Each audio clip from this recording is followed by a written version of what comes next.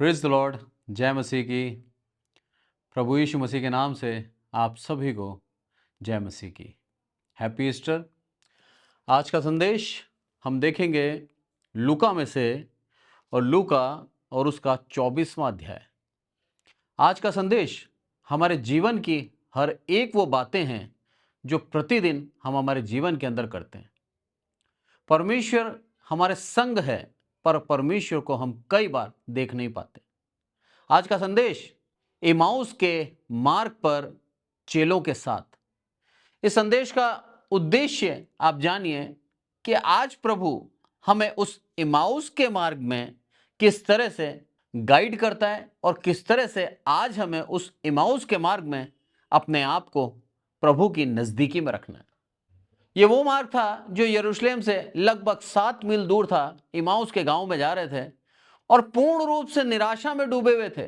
पूर्ण रूप से अब इनको ऐसा लग रहा था कि हम अकेले हैं और हमारे साथ कोई भी नहीं है। हमारे जीवन के अंदर एक ऐसा पल आता है जब हम सच में ऐसा सोचते हैं कि अब हमारी सहायता के लिए कोई मौजूद नहीं है। ऐसी अवस्था के अंदर हमें निराश नहीं होना है। ऐसी अवस्था के अंदर हमें परमेश्वर के ऊपर आशा रखनी है और सर्वप्रथम इस पवित्र शास्त्र की बातों के ऊपर विश्वास रखना है। सबसे बड़ी बात, हमारे जीवन के अंदर हर एक चीज बाइबल कहती है, हर एक चीज हमारे जीवन के अंदर परमेश्वर ने सुनिश्चित कर रखी है और हमारे लिए उसने कल्पनाएं कर रखी हैं। यदि यिर्मयाह के अंदर हम देखें तो उसके अंदर लिखा है साफ साफ कि जो कल्पनाएं मैं तेरे लिए करता हूं वो व्यर्थ के नहीं है, अंत में उससे तेरे को लाभ होगा। आज प्रभु हमें वचनों के द्वारा यह सिखाता है, समझाता है किस तरह से हम प्रभु की नजदीकी में बने रहें। यह बहुत जरूरी है। इमाउस का मार्ग एक वो मार्ग जहां पर चेले निराशा में यरूशलेम से दूर जा रहे हैं। यरूशलेम परमेश्वर का मंदिर जहां पर स्थित था, परमेश्वर के मंदिर, परमेश्वर के भवन से दूर जा रहे हैं। निराशा आपके जीवन में जब भी आएगी, निराशा आपको परमेश्वर के नजदीक नहीं, परमेश्वर से दूर करती है। तो हमें बहुत ही सचेत और बहुत ही सावधान रहना है कि हम आशा से निराशा में ना चले जाएं। हमारे जीवन के अंदर शैतान हमें निराश करता है और वो चाहता है कि हम निराश हो जाएं, उसके बाद सारा काम हमारी निराशा कर देती है, हमारी आंखें बंद कर देती है, हम कहीं नहीं देख पाते, हम अपने जीवन के अंदर वैसे ही जीते रहते हैं जैसा एक अविश्वासी अपने जीवन के अंदर जीता है।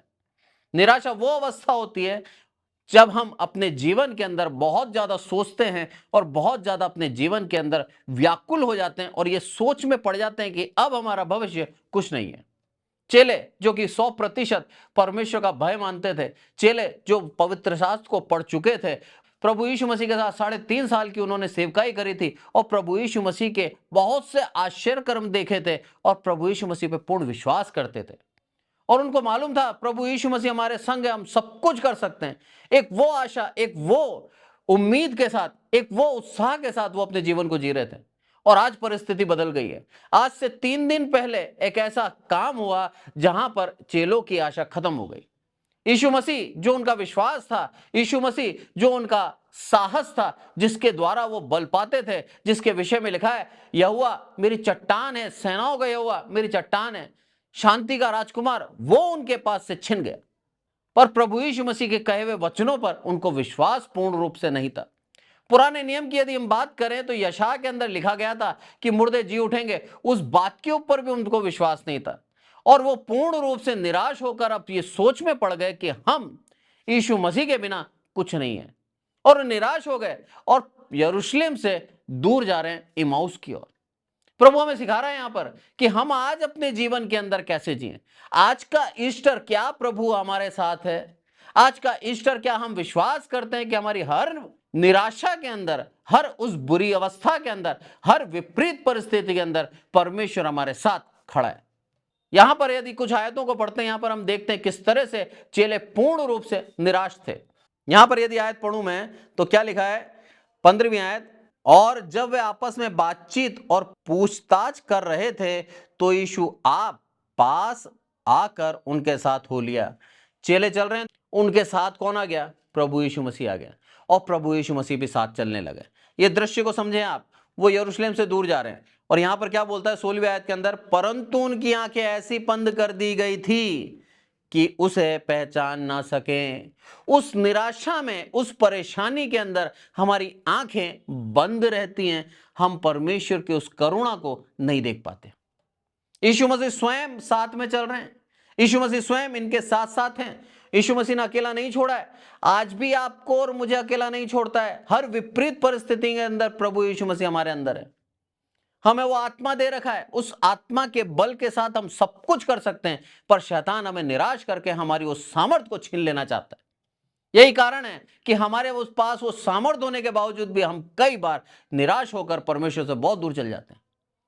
ये 7 मील दूर जा रहे हैं, लगभग किलोमीटर के अंदर बताऊं मैं आपको तो कम से कम 10 किलोमीटर के दूर जा रहे हैं, और यरूशलेम से दूर जाते जा रहे हैं और बातचीत कर रहे हैं कि क्या हुआ, कैसे हुआ, क्यों हुआ। ये सारे विचार इनके दिमाग में कि प्रभु यीशु मसीह हमारा छिन गया, प्रभु यीशु मसीह मर गया, अब हमारा साथ कौन देगा। ये इनके मन के विचार हैं और यीशु मसीह इनके साथ साथ चल रहा है। आंखें बंद कर दी गई हैं, ये पहचान नहीं पा रहे यीशु मसीह को और उसके पीछे पीछे चल रहे हैं। निराशा वो चीज होती है। आगे क्या बोला, 18वीं आयत यदि मैं बोलूं, उसके अंदर लिखा है, यह सुनकर उनमें से क्लियोपास नामक एक व्यक्ति ने कहा, प्रभु यीशु मसीह के चेले जा रहे हैं कई, और उनमें से क्लियोपास नामक व्यक्ति ने क्या कहा, क्या तू ही यरूशलेम में अकेला परदेसी है। और इतनी बड़ी घटना हो गई, प्रभु यीशु मसीह जो भविष्यवक्ताओं में से एक था, प्रभु यीशु मसीह जो सामर्थ के वचन सुनाता था, परमेश्वर की आज्ञा के अनुसार कार्य करता था, सामर्थी था, उस प्रभु यीशु मसीह को महायाजकों ने झूठे आरोप लगाकर मृत्यु के दंड के लिए पकड़ लिया गया और उसको क्रूस पर चढ़ा दिया गया। सारी बातें बता दी, अपना सारा दुख बता दिया। ये मार्ग कौन सा था, ये निराशा का मार्ग था। आपके जीवन में, मेरे जीवन में, ये निराशा का मार्ग में हम ये जान ले प्रभु यीशु मसीह हमारे संग है, हमें अकेला नहीं छोड़ा है उसने, क्योंकि वो हमसे प्यार करता है, इसीलिए उस निराशा की अवस्था से निकाल देना चाहता है। और हुआ क्या, यहां पर प्रभु यीशु मसीह सब सुन रहा है, कुछ नहीं बोल रहा। आप भी आपके जीवन के अंदर हर एक बुड़बुड़ाहट, हर एक कड़वाहट प्रभु यीशु मसीह के विरुद्ध में कहते हो, करते हो कि हे प्रभु मैं अकेला रह गया, हे प्रभु कोई संभालने वाला नहीं है मुझे, हे प्रभु मेरी कब सुनेगा तू, हे प्रभु तूने मुझे क्या छोड़ दिया है क्या। ये सारे विचार वो सुन रहा है, आपके साथ ही है, आपके मन के अंदर है वो, और उस विचारों को सुनने के बावजूद भी आपको कोई जवाब नहीं देता, चुपचाप सुनता रहता है। उसका सबसे बड़ा कारण क्या है मालूम है, उसको हमारी अज्ञानता के ऊपर तरस आता है। बोला सब कुछ लिखा है मैंने पवित्र शास्त्र में, उसके बावजूद भी इनका विश्वास इस पवित्र शास्त्र पे क्यों नहीं है। सब कुछ बोला गया था यीशु मसीह के द्वारा, अरे तीसरे दिन मैं जी उठूंगा, उसके बावजूद भी ये कब्र में ढूंढने क्यों आए। इनका विश्वास झलकता है वो कि तुम कब्र में ढूंढने आए मुझे, और प्रभु यीशु मसीह को कब्र में नहीं पाया। ये सारी बातें इन्होंने कहा कि बहुत आश्चर्य की बात हुई साहब, हमें बताया गया स्त्रियों के द्वारा कब्र में प्रभु यीशु मसीह नहीं है, और अब हम सोच रहे हैं वो कहां गया। अभी तक इनकी आंखें बंद है। निराशा वो अवस्था होती है। आज के वचन के द्वारा प्रभु हमें बता रहा है वो इम्माउस का मार्ग आपके जीवन में है। यदि उस निराशा में आप चल रहे हैं तो वो जीवन की ज्योति आपके साथ है। पहचाने उसे, आपके साथ ही है, आपके करीब है, आपकी हर एक परेशानियों को वो सुन रहा है, पर जवाब नहीं दे रहा, क्योंकि वो चाहता है कि आप खुद उसकी बातों पर विश्वास करें। प्रभु यीशु मसीह ने हर एक बात कह रखी थी, हर एक बात पहले से ही बोल दिया था। चेलों को पूर्ण रूप से विश्वास करना था, ये चेले थे उसके। गुरु की बातों का विश्वास करना चेलों का धर्म होता है। प्रभु यीशु मसीह ने क्या बोला इनसे, यदि हम आए 25वीं आयत के अंदर, तब उसने उनसे कहा, हे निर्बुद्धियों और भविष्यवक्ताओं की सब बातों पर विश्वास करने में मंदमतियों। यीशु मसीह ने अब अपना जवाब दिया। कब, जब पूर्ण रूप से निराशा में आ गए, अपनी सारे मन की बातों को कह दिया, प्रभु यीशु मसीह ने सब सुन लिया। अब प्रभु यीशु मसीह जवाब दे रहा है। आपके दिल को खाली करना होगा, आपके दिल की हर एक कड़वाहट को प्रभु सुन लेता है और उसके बाद वो आपको जवाब देता है। यहां पर जवाब कैसे दिया है, अजनबी, एक अजनबी के द्वारा पुनर्व्याख्या की गई। किस चीज की, उस पवित्र शास्त्र की। अभी तक प्रभु यीशु मसीह ने इनको जाहिर नहीं किया कि प्रभु यीशु मसीह इनके साथ है। अभी भी एक अजनबी के समान प्रभु यीशु मसीह इनको समझा रहे हैं और ये सीख रहे हैं, ये सुन रहे हैं। आपके जीवन में कई बार परमेश्वर के दूत आकर आपको समझा जाते हैं, आपको बता जाते हैं, आपको वचनों के द्वारा हिम्मत देते हैं, और आप वापस उस चीज को सीखते हैं, समझते हैं, फिर आपकी आंखें खुलती हैं। ये चीज हमें सिखाती है कि जब तक हम संगति में नहीं आएंगे, यीशु मसीह के लोगों के साथ बातचीत नहीं करेंगे, प्रभु के वचनों के द्वारा नहीं सीखेंगे, तब तक हम उस निराशा में ही डूबे रह सकते हैं। वही इम्माउस का मार्ग जो निराशा का है, उस मार्ग के अंदर चलते रहेंगे, यीशु मसीह से दूर जाते रहेंगे, उस मंदिर से और दूर जाएंगे और दूर जाएंगे और प्रभु से बहुत दूर हो जाएंगे। आज प्रभु हमें वचनों के द्वारा सिखा रहा है कि हम किस तरह से प्रभु के नजदीक वापस आए। अजनबी के द्वारा पुनर्व्याख्या करिए। क्या बोला? हे निर्बुद्धियों, संबोधन देखिए आप, तुम्हारे अंदर ज्ञान नहीं है, तुम्हें क्या बोला था मैंने, उसके बावजूद भी तुम आज भी उस कब्र के अंदर मुझे ढूंढ रहे हो। 13वीं आयत के अंदर लिखा है साफ साफ, आज तीसरा दिन है। प्रभु यीशु मसीह के उन वचनों को स्मरण करते हुए उनको याद होना चाहिए। आज प्रभु के वचनों को हम स्मरण रखें। प्रभु का वचन कहता है साफ साफ प्रेरितों के अंदर, जिस तरह से तुम उसको स्वर्ग पे जाते हुए देखते हो, उसी तरह से स्वर्ग से नीचे आते हुए देखोगे। अपने आप को शुद्ध और पवित्र रखें, अपने आप को परमेश्वर के नजदीक रखें, निराशा से आशा की ओर हो जाएं, क्योंकि प्रभु यीशु मसीह हमें कभी अकेला नहीं छोड़ता। वो हमारी चट्टान है, वो हमारा दृढ़गढ़ है। चेलों को निराश अवस्था में देखकर प्रभु यीशु मसीह चेलों के पास आया और निराशा के अंदर एक अजनबी बनकर उनको पुनर्व्याख्या करी, दोबारा बताया कि पवित्र शास्त्र क्या कहता है। उस चीज को ढंग से समझो और जब तुम समझ जाओगे तुम्हारा विश्वास बढ़ेगा। आगे जब हम पढ़ते हैं 26वीं आयत, उसके अंदर क्या लिखा है? क्या आवश्यक न था कि मसीह ये दुख उठाकर अपनी महिमा में प्रवेश करे? आमीन। हम कैसे प्रभु यीशु मसीह के वचनों पर अविश्वास कर सकते हैं, जबकि उसने पहले ही लिख दिया था कि ऐसा होगा।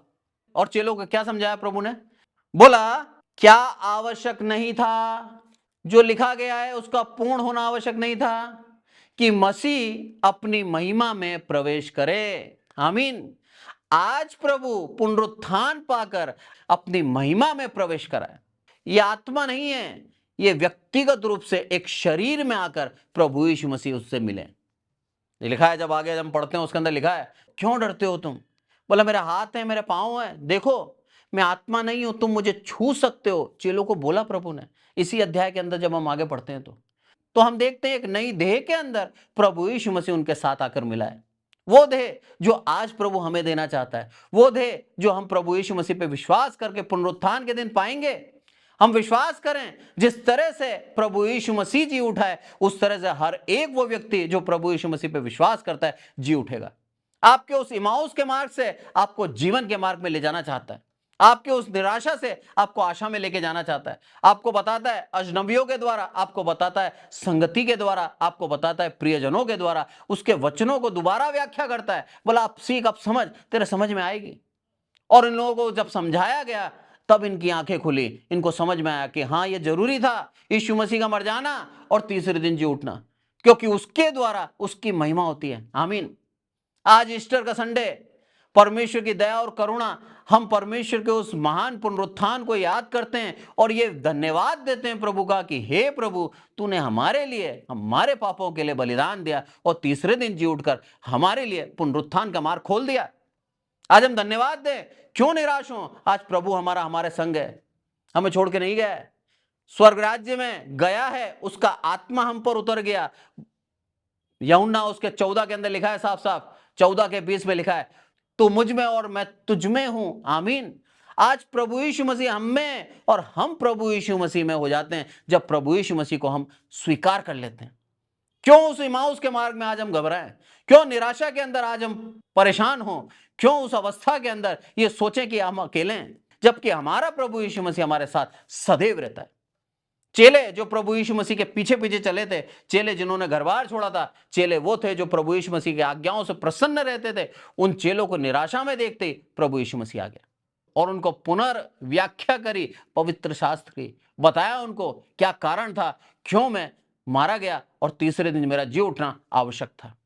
आगे जब हम पढ़ते हैं उसके अंदर लिखा है 27वीं आयत के अंदर, तब उसने मूसा से और सब भविष्यवक्ताओं से आरंभ करके सारे पवित्र शास्त्र में से अपने विषय में लिखी हुई बातों का अर्थ उन्हें समझा दिया। आमीन।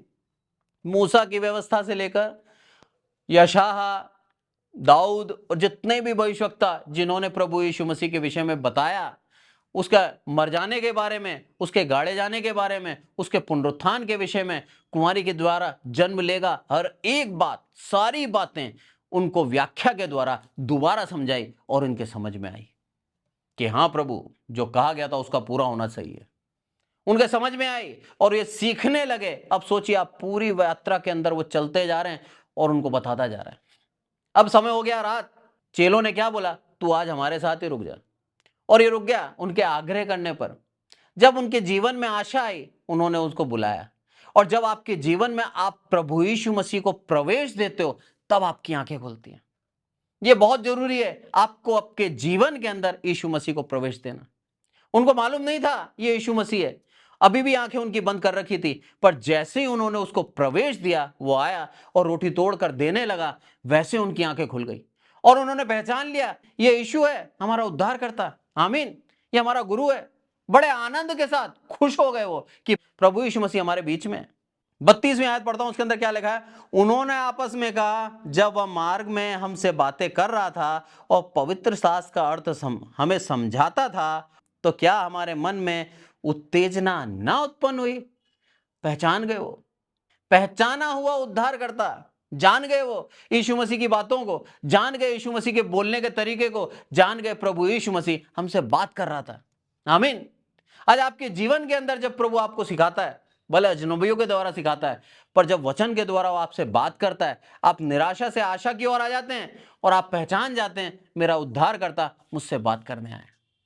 बाइबल के अंदर हम हर एक चीजें देखते हैं, कई उदाहरणों से देखते हैं। जब विपत्ति में थे उसके चेले, प्रभु यीशु मसीह उनके पास आया, कभी अकेला नहीं छोड़ा। जब झील के अंदर तूफान आया और चेले झील के बीच में नाव में थे और डूबने का खतरा था उनको और वो बहुत ही भयभीत थे, यीशु मसीह आकर उनको बचाया। यहां पर हम सीखते हैं प्रभु आपको अकेला कभी नहीं छोड़ता। प्रभु आपकी उस परिस्थिति के अंदर आपके साथ खड़ा है। प्रभु आपको उस इमाउस के मार्ग में अकेला नहीं छोड़ता। प्रभु आपके संग है। आपको पहचानने के लिए उससे प्रार्थना करनी है। आपको पहचानने के लिए पवित्र शास्त्र को पढ़ना होगा, क्योंकि यही एक है पवित्र शास्त्र जिसके द्वारा हम प्रभु यीशु मसीह को जानते हैं, जिसके द्वारा हम प्रभु यीशु मसीह की उन बातों को सीख पाते हैं, जिसके द्वारा हम प्रभु यीशु मसीह पे विश्वास कर पाते हैं। आज के वचन के द्वारा प्रभु हमें सिखा रहा है, उस इमाउस के मार्ग के अंदर हम विश्वास रखें, प्रभु हमारे साथ है।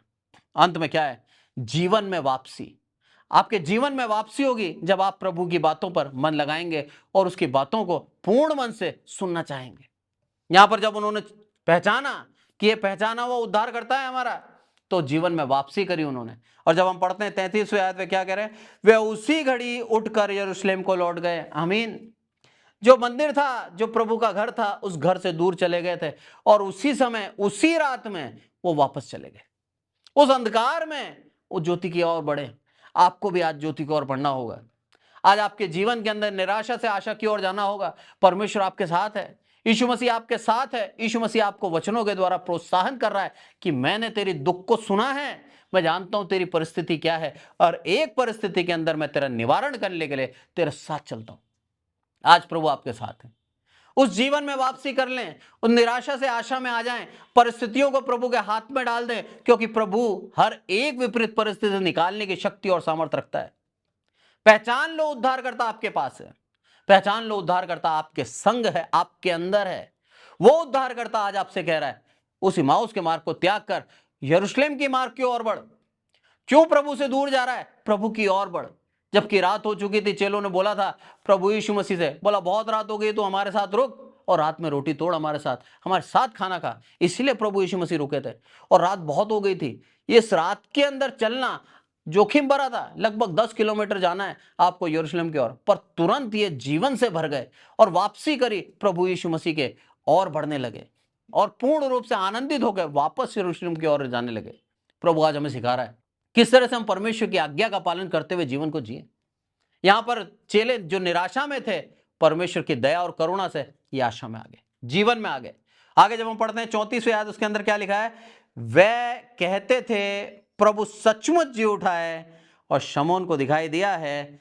तब उन्होंने मार्ग की बातें उन्हें बता दी और यह भी कि उन्होंने उसे रोटी तोड़ते समय कैसे पहचाना। आमीन।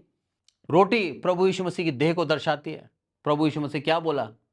बोला मैं अपनी देह तुम सब में बांट देता हूं। और आज भी प्रभु यीशु मसीह की देह हम प्रति सप्ताह प्रभु भोज के रूप में लेते हैं। उस रोटी को जब हम तोड़ के खाते हैं, हम प्रभु की देह को स्मरण करते हैं।